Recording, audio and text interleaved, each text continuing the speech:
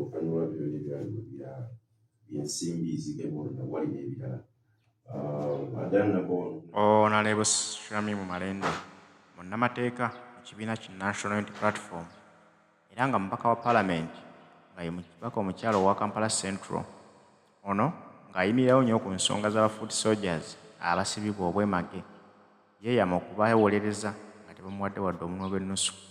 Olwaleero ali ku nsonga za kibiina ki National Unity Platform ku babaka abeeyita abajeemu nga bo bagamba nti tebakyakkiririza mu mateeka ga kibiina azze okutematema ensonga. Amateeka gagamba ki? Kye bakola kye kiri oba tekiriiyo? Bakikola mu mateeka oba bakikola mu bukyamu? Nga sinakuterayo Shamim Mumalende nkujjukiza Haji Ssettuba omusomi w'Eddwa. Haji Ssettuba wali okukyusa obulamu bw'abantu abeetaaga okukyusibwa obulamu bwabwe. Mu by'emirimu nga gyagootaana, Haji Ssettuba wali okusomera ku ddwa ze ofune emirimu emirungi. Banjagala kugendako bweru, nammwe Haji Ssettuba wali nnyo okubayamba. Nammwe bankola naye sisasulwa, era Haji Ssettuba abayambira ddala nnyo. Haji Ssettuba basomeddeko ku ddwa ze ne bamutenda nti wamma kyakola akitegeera. Kati naawe atanaba mukubira ku ssimu, mwanguyire ku ssimu ye eri 0703 31 39 25. Haji Ssettuba omusomi w'Eddwa. Opposition yekka ndi kasita erinnya linaalabikira ku lukalala buli omu yagenda okudisikasinga era nga bakola ne bakikozesa maaso eyo. Era ekyali ekikulu kyali nti Honorable Mathias sinzira akatego kano ke bakoze abasajja bano olina okubeeyambulula kati obutalaga nti wali part of that mess, kubanga mu maaso okkiriza ganda bagenda kukola kikukikozesa kubanga badde baali baperereza n'abantu abalala baali nga baagala obbawa mu kabineti zaabwe n'okubakyusa okubaza sayidi eri. So bakozesa so many tactics. So ekyo kikulu nakyo kyokubiri. Then also ekirandoozo ekyaliwo ekyasina endowooza okuleetamu issue nti meeting eyo bwe yali etuulibwa teyatuulanga ogani ya party. Olw'obukulu bw'ensonga n'okwati omukulu Mpuuga wa kitiibwa atabadde head of opposition n'ekisigale nga current commissioner basalawo bakonvininga olukiiko lulimu bakulembeze ba senior leaders abatatulana ogani ya party yonna nga Honorable Nambooze Bamuwanga Kivumbi n'abalala negubeerako president secretary general national treasurer kungamba bakwata nga si ogani tutudde nga NEC. That's why I wasn't actually part of that meeting. Naye bwe baali batudde bakulaga nti baateesa kisajja kikulu ne balaga challenges zonna eziriwo. Era wakitiibwa Mpuuga mu magezi ge amangi n'abagamba nkirabye ensobi yaliwo naye ne batuuka ku resolutions nti tukoze tutya. Ku resolutions bagamba nti solution yalibadde bweti ne bateesa nga bwe baabiteesa kubanga tubabizzako engagements ez'enjawulo ne meetings how the meeting was constituted n'ebisigale ne buli kye yateesa ne basalawo bonna nga ne Honorable Kwali the best way okuva mu kintu kino okata ssente zo ziddeyo n'okojjako ki n'okulaba nti tetugenda mu ki tetugwa mu katego k'abasajja. Kati I think awo ogundi we yatandikira ndowooza balina we bakkaanyiza Honorable Mpuuga maybe yali alina okukola maybe byatambula ne maybe nekitandika okulowoozebwa nibayinza okwala dishonesty eyinza okumanga etambula oba otali bwerufu. Kati awo dishonesty wejja nga atezze mu bakulembeze ate ab'okunti ku waggulu eba egenda kuleeta obuzibu. So ndowooza mu communication yaabwe awo walina okubanga ekizimba ne kyabika okuba nti kati nabo bayinza okuba nga n'ekibiina kitidde nti watiifu baagala kukozesa lopu formal lopu ate okukuba ekibiina. Kati kuba kati mistrust wetandika okujjawo ekibiina kitandika okwekengera ti munnaffe yazze n'atugamba nti nange nabitegeera ngenda kubivaamu naye lwaki ate afuuse kyesimikidde essimu tazikwata oba baagala muyitamu bakuba ekibiina kyonna. Kati ekibiina kiba kirina okulwanira kino ekifaananyi ekigazi ekinene ekisukka ye ng'omuntu. So tetulowooza tibiyinza okuba kyetuba kiri unfoldinga naye twabadde mu meeting ne president mu caucus ng'era emu ku issues ezabadde zireeteddwa oba ezayogeddwa okuba nti windows zikyali open. Nali mu nsi windows zikyali open ez'okuba nti bantu basajja bakulu bano bonna batuula okusobola okulaba nti embeera ebeera ng'egonjoobwa wesobola okugonjoobwa naye nga tetiddeeko liiso ku kintu kya corruption kubanga bamanyi nti kigazi nnyo awo. Era ndowooza walabye naye leader of opposition kufuzizza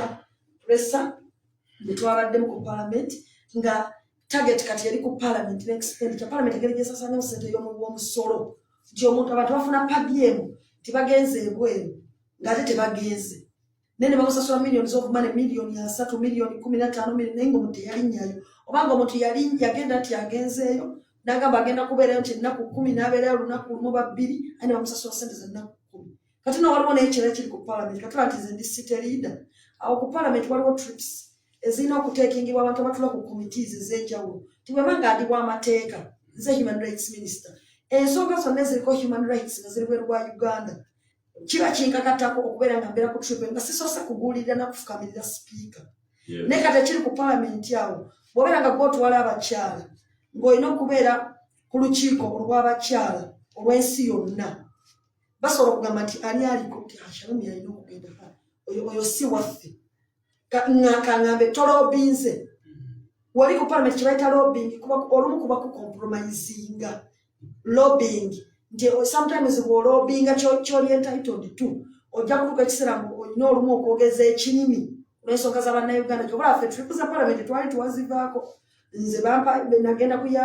Tanzania wano bamala kuswala nti bannange bamala kuswala ne bagala tugenda kumalako emyaka 5 ng'omubaka omukyala alina okufuna trips ezisukka mu 10 okusinziira ku position w'amateeka wa human rights w'abakyala ate city leader oli entitled to those trips mu committees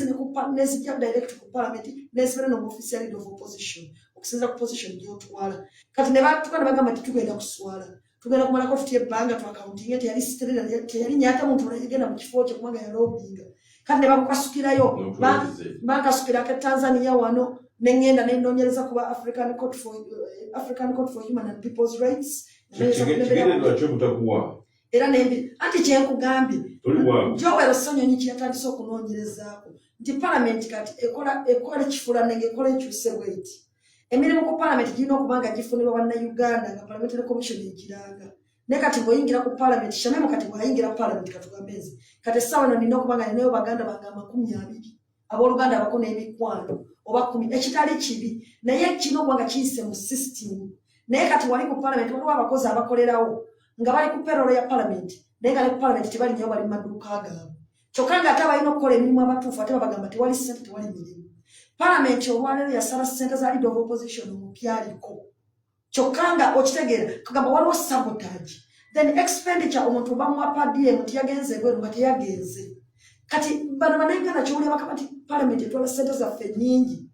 kati Joel Sonyonyi atandise okumulisa tooki okubeera ne ku speaker ne ku ffe ffenna ng'ababaka naye yennyini nga leader of opposition n'okufunda tusobola kukendeeza tutya ku nsaasaanya ya parliament ssente nga nti munene nnyo oba oyingidde ekintu kinene naye tuwetaaga goodwill y'abannayuganda naffe n'okulaba nga tukola ki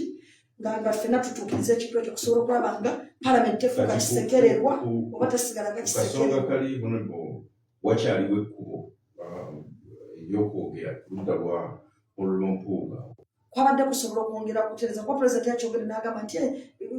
windows zaffe ziri open kubanga at the end of the day ffenna kyetuliko ne bakolekisi baffe nakyo baliko okukyusa ki Uganda bino ebirala bino ebirimu okulwanyisa embuzi kuba nakyo kikulu tusobola okugamba nti consensus ebadde bweti ffenna tukkaliza nti zero tolerance to corruption then we can work from there era yalabudde n'ababaka abalala n'abakulembeze bonna abalala ku kanso bw'obanga omanyi erwedde ku sentemu w'omusolo ng'okimanyi wali ogiriddeko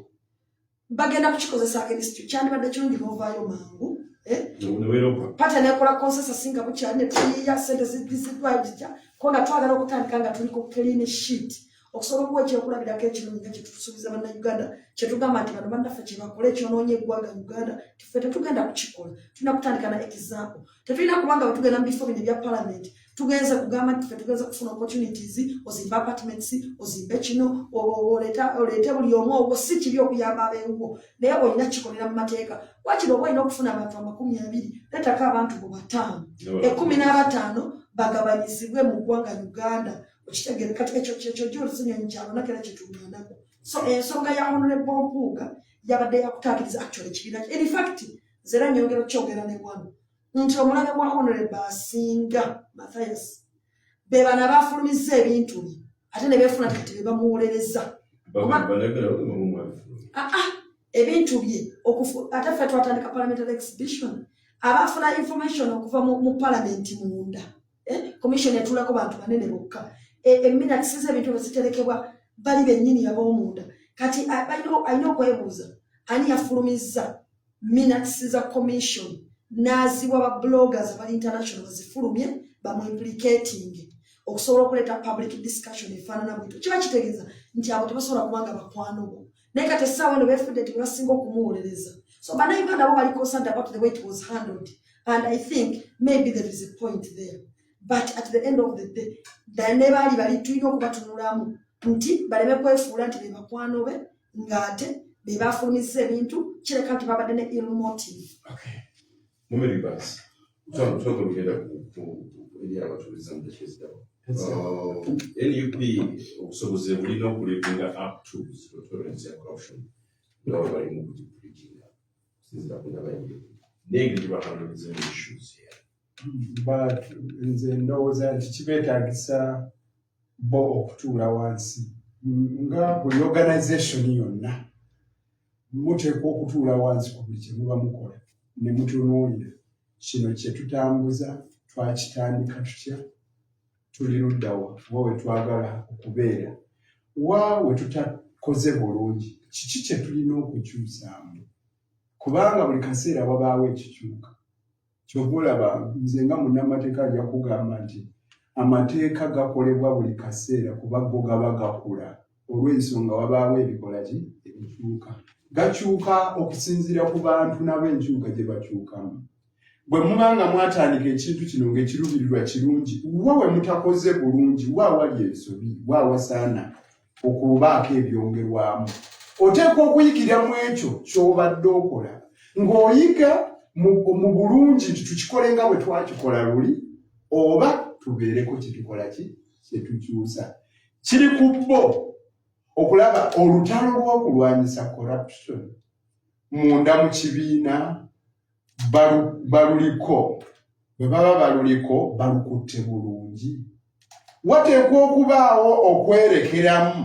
nti bw'oba olutambuza ate toggwerawo ddala waliwo ekisooka baba balwanyisa bano abakozesa ebiragalalagala oba abantu oli yinza okuba ng'afuuweeta sigareeti bwe baba bamutetenkanya bw'aba ng'abadde afuuweeta obupaketi bubiri olunaku bayinza omutandika nga bagaa kati afuuweeteemu kitundu kati emu kati ekitundu nga bajja bamumanyiza mpola bw'eba ng'endwadde yakola ki yakwata oyinza okugamba nti amuveeko omulundi gumu n'akutuka kale nno ndowooza bannayuganda olumu kye babagamba nti engeri gye mukikoze eki gye mukikuttemu yeeyo naye olutalo lwe mubanga ddala nga mulutegeeza kirungi amazima tosobola kumpa kyotalina bw'oba onsuubiza okukwata obuyinza omalewo obulyako obulabbalina obukenuzi oteekwa okuba nga toli mulyake ddala kati bo banagala mwazudde obulyake we buli munda mummwe bwe muba mwabuzudde mubukutte mutya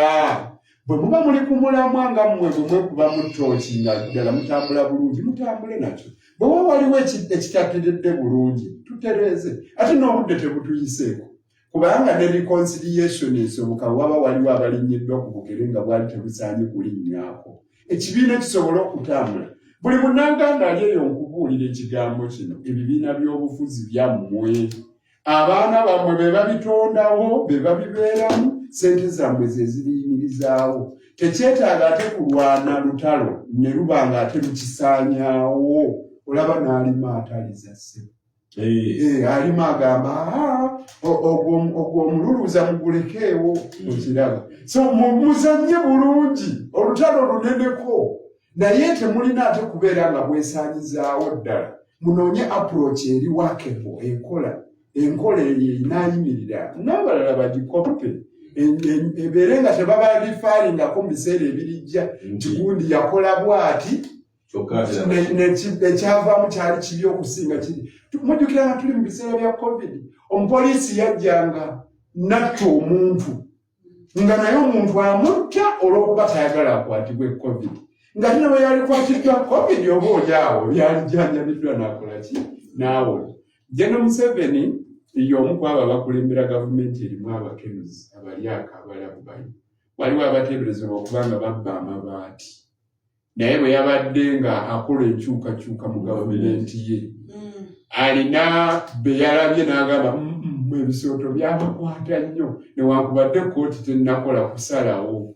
agamba nti gwe Agnes Nandutu ne mukama wo mwe bawummuzza naye waliyo abalala abayogerwako nga gwe bayita minisita Amos Lugoloobi naye ali mu kooti naye teyamukoze eki bwe yamanyi lwaki naye nga naye ateeberezebwa okuba nga yenyigira mu bifo by'okubba ki amabaati waliwo byabala bwati nti kakati nkoze eki wano muzeeyi Moses ali wano kakati naye musajja wali mulwadde musajja amanyi gamuweddemu ate bw'ogenda e Tanzania nga waliwo Nyerere nga yafa dda naye nga yasinga ettutumu wadde yafa bw'oba nga onoonya okutuzi ng'ananya okutuzi alina okwogera ku linnya lye Waana Nyerere kati ye yabala mu West Nile ng'oyo ye musajja ow'amaanyi asingayo bw'amuggyawo embeera ekaluba kati bw'atunula eri e Kayunga agenda kuleeta ani eriyo Sinantaba yamugoba dda bw'agira bw'ati n'aggyayo ttooki ye n'atangaaza ndoozi alengeramu Sirugoloobi nga bw'olaba ebitundu by'e Busoga mukyala Rebecca Kadaga kumpi baali balwanye wa sipiika amutwala tomutwala naye era bwe yamala n'amuzza newankubadde nga yamuzza amukkakanyiza amadaala naye era yamutuuzaawo awo kati ye bwe abala kaadi mu mbala eyo nti nsigaddewo ntya ono wadde ng'aliko ekisooto naye nkyamwetaaga wano ku lw'okuyimirirawo kwa gavumenti yange mu Buganda bankuba nnyo Amos nkyamwagala Lugoloobi naye ate n'atunuulira agamba nti oli bamulanga ki Sempijja yatuuli bw'agenda eri e Bunyoro n'agamba nti nabbanja ono ayinza okuba nga ebintu tebiisibye ebiwera bano abalala buli lwoboogera bassemujju ŋŋanda balaba ebituli naye nze nkyamulabamu amanyi kubanga eri yaliyo yalina abantu nga ba Henry Kajula yaggwamu n'amutamu okiraba ndowooza kati bw'atunuulira eno mu nnoozi agamba nti Nobert Mao akyakola ki akyalimu yabala kasize nga bw'akola ki oteekwa okubala nga kisukka ku ndaba ya bulijjo nga si olaba empologoma ewangaala ennyo n'ewangaala emyaka 16 bagiwandiikako ne bagamba eneewangadde nnyo naye waliwo ebisolo byolaba ng'ebinafu ebiwangaala ennyo okusinga empologoma kyokka empologoma gyolaba nga y'amaanyi erumba ensolo n'ezirya ate efa mangu lwaki olowooza obusungu era abamu bagamba nti bw'otava mu kunuguwala nugundooza kyafuuka kyaluganda kati kankyongerewo ekirungo okunuguwala bw'otava mu kunuguwala olwala obulwadde obuzibu nga kansa kati bw'oba ozannya ne baganda mpola olwanyisa endwadde bw'oba olwanyisa kansa bookya kansala cells ne bagenda nga baziggyamu mu mubiri osobole okuwangaala n'endwadde eyo ey'obulyako obulabbalira obukenuzi bwetyo bwerwanisibwa kubanga bw'ogenda okugikuba omulundi ogumu ogenda kutta abantu bo bonna obamalewo obulyako obulabbayo obukenuzi obuli bw'enguzi buviira ddala ewaka okuviira ddala ku taata awa omwana buswiti agenda agulirira abalonzi bayizi banne basobole omulonda mwe bennyini mwekube mu ttooki bwe mwali mujja mu paalamenti mwajja mutya mwe bamemba ba paalamenti bangi baagula abamu ne batuuka n'okugula obupale bw'abakyala bagende nga babugabira abantu kati abantu nga